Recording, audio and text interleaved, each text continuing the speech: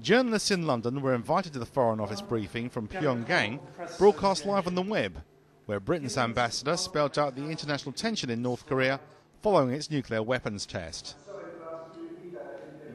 The net result has been a growing international consensus that North Korea's proliferation activities must be stopped. On the 4th of April, the DPRK conducted a satellite launch using ICBM technology. There was widespread condemnation and a Security Council presidency statement which called on the DPRK to abide by the terms of Security Council Resolution 1718. The DPRK reacted angrily, demanded that the UN apologize for criticizing their legitimate right to space exploration and undermining their sovereignty. The nuclear test on May 25, 2009 led the UN to pass a resolution, which led to a stiff rebuke from North Korea.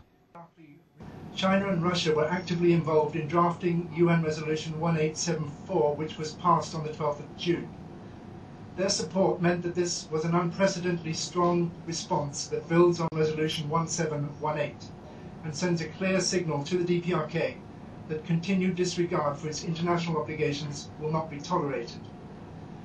The DPRK responded to the resolution by calling it, quote, yet another vile product of the US-led international offensive against the DPRK, unquote.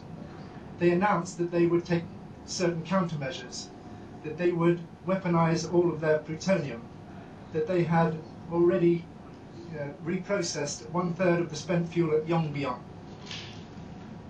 and that they would commence uranium enrichment, and that any attempt to blockade their country would be regarded as an act of war and met with a decisive military response.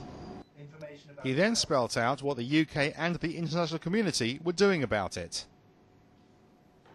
With other member states, the UK is now focusing on comprehensively and swiftly implementing the new measures in Security Council Resolution 1874. This resolution places DPRK's trading activity under close scrutiny and includes important measures to clamp down on DPRK's proliferation activities and thereby the means with which it funds its nuclear and WMD programs.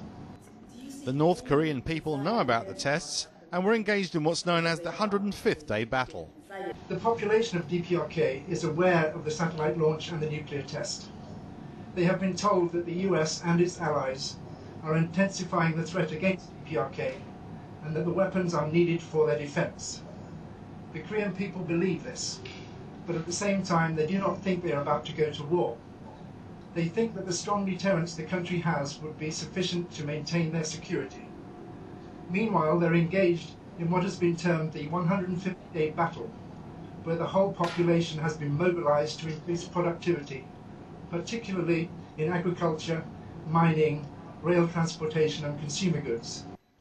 He also feels there was a humanitarian crisis going on within North Korea. We have already seen reports that in the north and the east of this country the daily cereal ration has been reduced to below 200 grams per day because of shortages.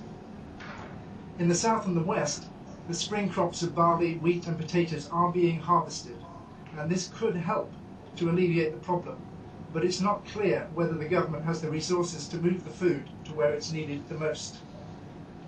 North Korea has scandalously used about 1/3 of its GDP on armaments and in developing nuclear weapons.